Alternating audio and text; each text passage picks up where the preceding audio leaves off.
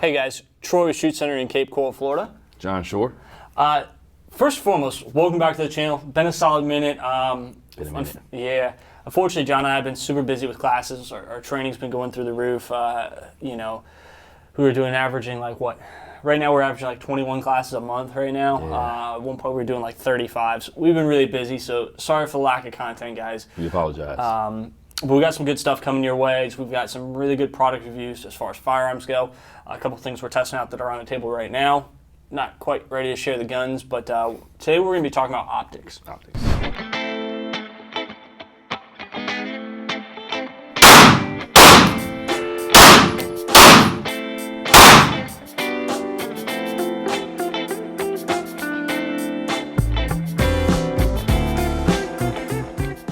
Right, I think both John and I have fallen in love with the Holosun optics. Believe it or not, we both carry them now every day. That is our EDC. Don't get me wrong, still love Trijicon RMRs. They work, they run, they do what they're supposed to. But there's some other offerings that are kind of appealing to me. So we've got two optics kind of on the table right now, both by Holosun. We have the Holosun 509T and the 508T.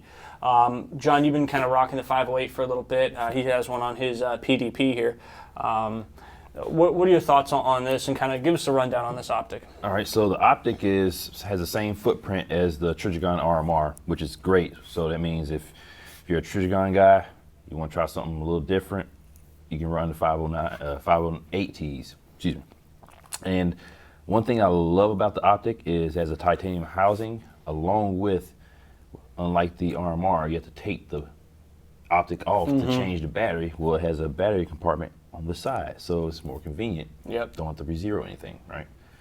And I mean, I've shot them a couple of times. I'm starting to love it. I have a 507. You got a 507? Yeah, got a 507 on my Staccato C2 Duo. I love that optic and that gun, if you didn't know. Oh yeah, right there. It's right there. It's right there. So, I mean, it's a great alternative choice to the RMR. I've been rocking the 509 for probably almost since it came out, right? As soon as we got one in the store, I grabbed one, put it on the gun. I've probably got right now about 3,000 rounds, 4,000 rounds to this optic right now. And honestly, I've fallen in love with it. The big difference between the 509 and anything else out there, this is similar to the Acro. It's a closed emitter optic, which means there's two lenses, one on the front, one on the back. Nothing can get on the emitter. That's the big difference between the 509 and the 508. It's just that, closed emitter to open emitter. As far as window size and everything like that, they're identical. And what I really have fallen in love with is how big the window is, right? Think if like the Leupold Delta Point and the RMR had a love child. It's in between. It's kind of in between. Yeah, it's not super small. Like one of the bigger complaints that a lot of people have with the RMR is that window is so small. I've never found it to be small. Like I was able to find the dot, I had no problems. But yeah, when you picked up the SRO or the Delta Point, yeah, bring the gun up, dot's just there because it's a massive window. Correct. But obviously those have some shortcomings due to the shape, the way that these are, the square, that they're very rigid. And so that's fantastic. I'm happy about it. I love it.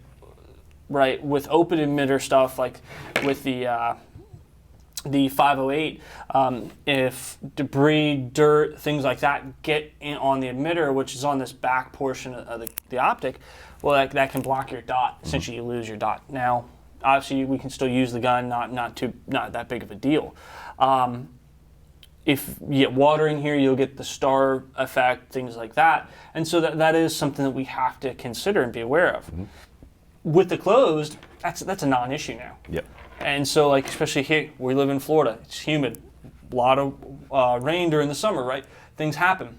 That I'm really liking it. So, right, this is one of my 19s. Through the 508T on here, been shooting it a lot lately. So far, so good, right? For me, it's tracking the same as the closed emitter 509. Now, one thing about the 509, this has been my trusty carry gun for, this 34 has been my carry gun for what, 3-4 years, something like that. I've been carrying this gun a long time. It's cut for a Trijicon RMR. The 509 comes with an adapter plate for RMR mounts. And I think the thought process there was originally to go on like a rifle mount or something like that to be able to put this, because this doesn't take 2 screws, it literally clamps on. Now, it's not like a 1913, so unfortunately you can't just clamp it right onto... It's some sort of proprietary... It's a proprietary one. And that's the only downside to me. I can't mount this directly on like a 90-degree mount or something, or a 45-degree mount, sorry, or anything like that. I've got to use an adapter plate. Now, for us, adapter plate, when I saw it, I was like, I wondered. So I popped the RMR off, put the plate on, worked just fine. Fit in, snug as a bug. The only problem I had was screws. Screws were too long, so we kind of... had to do a little modification. Had to do a little bit of modification, not recommending it, but we did some modification, Dremeled those screws down to make it... Yeah, we took the good old Dremel and literally just grinding the screws down. That being said, have not had any sort of issues with trigger mechanism, with the gun, anything. This thing is super fast. Yes. Right. We've been playing with reticle and dot. What's your thoughts on the reticle versus the dot itself? So for those you don't know, you can do like a EOTech reticle or just a simple dot. I think it's like a 32 MOA reticle with a 2 MOA dot, something like that. So really fine, crisp dot. But what are your thoughts here? So to be truthful for it, to me, you know, I'm so used to running dots, but having that reticle that's 32. It's 32 MOA, yeah, 32. And that 2 MOA dot. It's kind of like, okay, as long as it's there, it's not going to be precise. If you have to really get that gun up and running, all you got to do is make sure that reticle is on the target, and you're going to hit. It's a big reticle, but it's not thick. Right. Yeah, so it's actually very easy to use.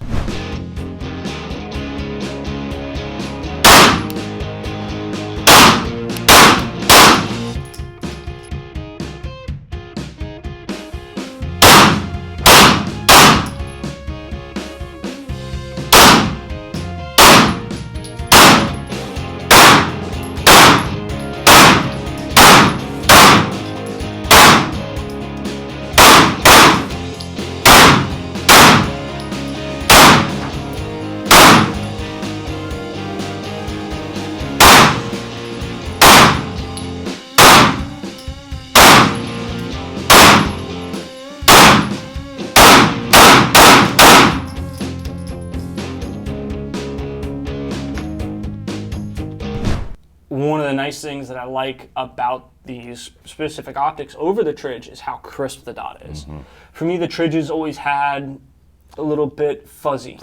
Fuzzy to me. And, you know I've got astigmatism, so things like that. But I'm these... as blind as a bat. Yeah, you're old, dude. He's the older one of the two. Just hush now. Shh, nobody knows. Oh, sorry, yeah, I look older. That's right. That's right. I hate you, John. I hate you. But the reticle, I think, it is a lot cleaner. The dot, I mean, it's so much cleaner. It's a lot crisper and easier for me to just track. You know, as far as tracking goes, no issues whatsoever. To me, I can't go wrong. Believe it or not, I'm sending another 19 slide out to get cut. Jaegerworks is now doing optic cuts for the 509 specifically. So I'm sending a slide out to them next week to get cut for this particular optic, because I do want to start carrying this optic on a 19. I think that'll track pretty fast. Oh, yeah. And it sits so much lower, which is going to be fantastic, because right now the iron sights on this gun, completely useless. With it cut, it'll be usable. We forgot. Yeah, solar. So, yeah. Battery life on these are pretty good. I haven't had any issues with them. I haven't replaced batteries on any of my optics yet, so they've been pretty good for me. The one thing that's nice is these do have the shake awake, so at the house, when they're just sitting there, they turn off. Shake and wake or shake and bake? Shake and wake. Okay. Shake awake. I'm Shake hungry. awake. Stop thinking about chocolate chip cookies. Cookies, man. Now, these do have solar. These have 2 different settings, right? You can do the auto adjust setting, which kind of picks up off solar. So if you cover up a panel, it's going to dim it down. If you open it up, right, you'll see that. I turn that setting off. Yeah. So it's solid, constant all the time. Because with that auto dim and auto brightness, it kind of messes with my eyes, and Yeah. sometimes it goes so dim to I'm like I'm squinting To try I'm to just, find the dye, trying to find it, yeah. which is not a not a good thing. Yeah, So not a good thing, not what we want. especially if you're running low light classes. Oh yeah, awful for that. Awful.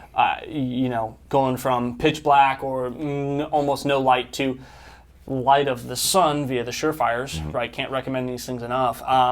Yeah, it's hard. So yeah, I keep mine daylight bright all the time. That way I don't have to worry about it. They just are there and running. Guys, come check these optics out. We have them in store, but more importantly, when you guys are in classes, right, or you guys come into the store, hey, can I try that optic? Come talk to us, right? We have these guns. Literally, I always have all my guns with me. My important ones like the 34 and the 19 and 17, stuff like that. Come talk to us, right? We'll let you guys shoot these guns, no big issue, because we want to get these optics in the hands of people.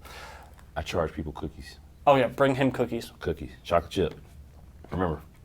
Yeah, can I get on this? All right, you can have half. But yeah, guys, check us out for more videos. Subscribe. Check us out at shootcenter.com for our training schedules, coming to our classes, things like that. As far as training goes, we've got some big news coming, some big classes coming down the line we're really excited about. But yeah, guys, we'll see you next time. Thank you and have a good one. See you on the range.